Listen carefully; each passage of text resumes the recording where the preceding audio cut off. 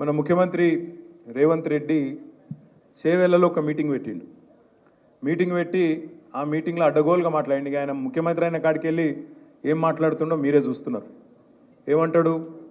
BRS పని అయిపోయింది, కేసీఆర్ శకం ముగిసింది, ఒక్క సీటు కూడా గెలవరు, దమ్ముంటే ఒక్క సీటు గెలిచి చూపెట్టు అని చెప్పి ఆ రోజు నాకు సవాల్ విసిరిండు. నేనేమన్నా ఉన్న 17 సీట్లు ఉన్నాయి, ఉండేటి ఉంటాయి, నడిచేది నడుస్తుంది. రేవంత్ రెడ్డి నువ్వు చాలా పెద్ద గొప్పనివి కదా, పెద్ద తురుంకాను కదా, ఒక పని చేద్దాం, ఒక్క సీటు కూడా గెలవరు అన్నావు కదా, అక్కడ ఇక్కడ ఎందుకురా పోయి సప్పుడేక నీ మల్కాజ్గిరి సీటు ఉంది కదా, నువ్వు కొడంగల్ ఎమ్మెల్యేకి రాజీనామా చేయి, నేను సిరిసిల్ల ఎమ్మెల్యేకి రాజీనామా చేస్తా, ఇద్దరం మల్కాజ్గిరిలో తెలుసుకుందాం రా దమ్ముంటే అన్న. కూయి లేదు కాయి లేదు. అప్పటి నుంచి మళ్ళీ నోరు మూసుకున్నాడంటే మళ్ళా దాని గురించి మాట్లాడతలేడు.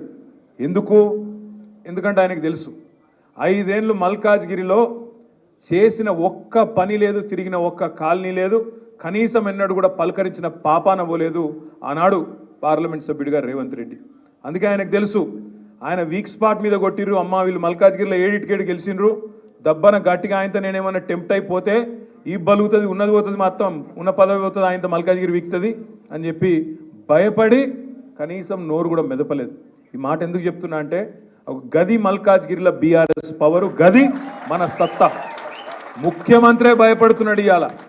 ముఖ్యమంత్రే ఇవాళ రేవంత్ రెడ్డి ముఖ్యమంత్రి, గంత పెద్ద పదవులుండి కూడా మల్కాజ్గిరిలో నిలుస్తున్నాం, చూసుకుందాం అంటే మేమే బెబ్బెబ్బే. రేవంత్ రెడ్డి గారు ఇంకా టైం ఉంది. ఏప్రిల్ 18 నామినేషన్లు.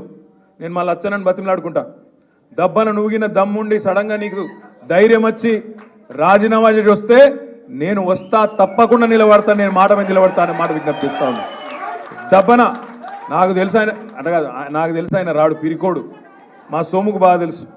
నరకుడు ఎక్కువ, మాటలు ఎక్కువ, బిల్డప్ ఎక్కువ తప్ప అసలు కాడికి వచ్చే వరకు మాత్రం పారిపోతాడు. మాకు ఎరికే.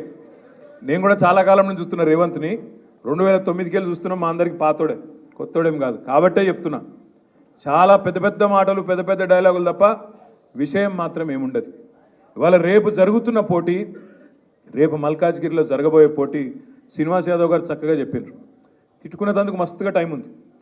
మస్తుగా తిట్టచ్చు, తూకిత్తా అంటే మేకిత్తా అని మస్తుగా మాట్లాడచ్చు. కానీ రేపు జరుగుతున్న పోటీ కేవలం వ్యక్తుల మధ్యన జరుగుతలేదు. రేపు జరుగుతున్న పోటీ అక్కడ 3 పార్టీల మధ్యన. అందులో మన అభ్యర్థి లక్ష్మారెడ్డి గారు కావచ్చు, కానీ నిలబడ్డది ఒక కేసీఆర్, నిలబడ్డది నేనే అన్నంత స్థాయిలో మనం గట్టిగా పనిచేస్తే తప్పకుండా ఫలితం వస్తుంది. ఏం మెజారిటీలు ఇచ్చారు మీరు మొన్న నాకు అర్థం కాదు. అసెంబ్లీలో తుఫాన్ చేసిండ్రు మీరు మల్కాజ్గిరిలో. మా తమ్ముడు కుత్బుల్లాపూర్లో వివేక్ గారి ప్రచారం పోయినా. వివేక్ ప్రచారంలో నేను ఏదో నోట్లకెళ్ళి వచ్చేసింది అట్లా. మొత్తం స్టేట్లో హైయెస్ట్ మెజారిటీ రావాలి మా తమ్మునికి అన్న. నిజంగానే మీరు సీరియస్గా తీసుకున్నారు. 85,000 ఓట్ల మెజారిటీ అక్కడ. ఇక మా కృష్ణారావు అన్న నేను ఈ మాట అన్న ప్రతిసారి ఆగాగాగలు. కృష్ణారావు అన్న పంచాయతీ చెప్తా మీకు. కృష్ణారావు అన్న పంచాయతీ ఏంటంటే, అన్న వివేక్ ఓట్లు ఎక్కువ వచ్చినాయి, పర్సెంటేజ్ నాకు ఎక్కువ వచ్చింది కుకట్పల్లిలో అని కృష్ణారావు అన్న. ఈడ 85,000 ఓట్లు, ఆడనేమో 72,000 ఓట్లు. మా మర్రి రాజశేఖర్ రెడ్డి అన్నకు ఎంతనే 50,000 ఓట్ల మెజారిటీ మర్రి. మా లక్ష్మారెడ్డి అన్నది 51,000 లక్ష్మారెడ్డి అన్న. మరి మా సుధీర్ రెడ్డి అన్న 23,000. మా మల్లారెడ్డి అన్న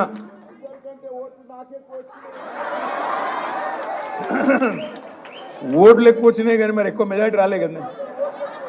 అరే పర్వాలేదు, మల్లన్న బాధపడతాడు. ఓట్లు ఎక్కువ వచ్చినాయి మల్లన్నకు కూడా. 32,000 ఓట్ల మెజారిటీ. మొత్తంలో ఓట్లు చూసుకుంటే మరి పెద్ద నియోజకవర్గం కూడా నీదే కదా మల్లన్న. Last second వచ్చిండమ్మా 17,000. మొత్తం కలిపితే, మొత్తం కూడితే 1 కాదు 2 కాదు 3,50,000 చిల్లర ఓట్ల మెజారిటీ మనకు మొన్న ఆడ వచ్చింది. ఇప్పుడు మనని గెలవాలంటే, రేపు లక్ష్మారెడ్డిని గెలవాలంటే, ఎవరన్నా మన పార్టీని గెలవాలంటే 3.5 లక్షలు దాటి ముంగటికి వచ్చి గెలవాలి. మరి ఇది అయ్యే పనేనా? అందుకే నేను మిమ్మల్ని కోరేది, దయచేసి మిమ్మల్ని ప్రార్థించేది, అట్లా అని చెప్పి లైట్ తీసుకోకుర్రి. అట్లా అని చెప్పి గెలిచిపోయినా 3.5 బ్యాంకులు ఉన్నది కాబట్టి మనం ఏం లేదు ఇంట్లో వండుకుందామంటే నడవదు. సీరణ కరెక్ట్ చెప్పిండు.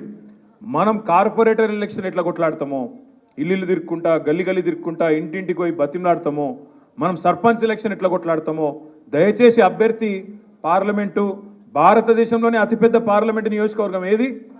మల్కాజ్గిరి. మరి ఏడేడికి అందుతాడు పాపం ఆయన? ఆడికాయన ఉరుకులాడుతున్నాడు పాపం. మొన్న డిక్లేర్ అయిన కాడికి వెళ్ళి తనలాడుతున్నాడు, ఉరుకులాడుతున్నాడు, రోజు పొద్దున వాకింగ్ చేస్తున్నాడు, సాయంత్రం ఇఫ్తార్ పోతున్నాడు, అన్నీ చేస్తున్నాడు. పాపం వాళ్ళ కుటుంబ సభ్యులు కూడా వాళ్ళ శ్రీమతి ఇక్కడ ఉన్నారో లేదో తెలియదు కానీ ఉన్నదా మేడం, ఆమె తిరుగుతున్నది. మన ఎల్బీ నగర్లో మా సుధీర్ అన్న భార్య, లచ్చన్న భార్య ఇద్దరు కూడా మీటింగ్ పెట్టిండ్రు లేడీస్తోని, వాళ్ళు కూడా తిరుగుతూ ఉన్నారు. ఎక్కడికక్కడ వాళ్ళ కుటుంబ సభ్యులు కూడా బ్రహ్మాండంగా తిరుగుతూ ఉన్నారు. నా విజ్ఞప్తి మీతో ఏంటంటే, కానీ 30 లక్షల పైచిలకు ఓటర్లను కలుసుడంటే ఈజీ ముచ్చట కాదు. దయచేసి నేను మిమ్మల్ని కోరేది, ఎక్కడి వాళ్ళం అక్కడ. మేడం పేరేంది?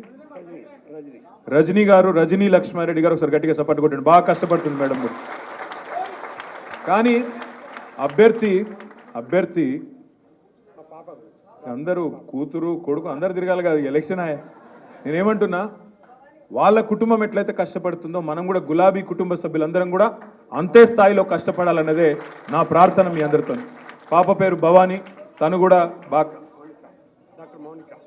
డాక్టర్ మౌనిక గారు, తను కూడా కష్టపడుతున్నది. దయచేసి నేను మిమ్మల్ని ప్రార్థించేది, మిమ్మల్ని అందరినీ కోరేది ఒకటే, ఈరోజు పోటీ ఎవరెవరికి జరుగుతుంది అంటే 10 ఏళ్ల నిజానికి, 10 ఏళ్ల బీఆర్ఎస్ అనే నిజానికి, 100 రోజుల అబద్ధానికి, మరొక 10 ఏళ్ల విషానికి, ఈ మూడిటి మధ్యనే పోటీ జరుగుతున్నది. 10 ఏళ్ల నిజం బీఆర్ఎస్, 10 ఏళ్ల విషం బీజేపీ, 100 రోజుల అబద్ధం కాంగ్రెస్ పార్టీ. ఈ మూడిటి మధ్యనే పోటీ జరుగుతున్నది, వ్యక్తుల మధ్యన జరుగుతలేదు. అబద్ధం 100 రోజుల అబద్ధం అని ఎందుకంటే నేను ఉత్తగానే అంటలేను.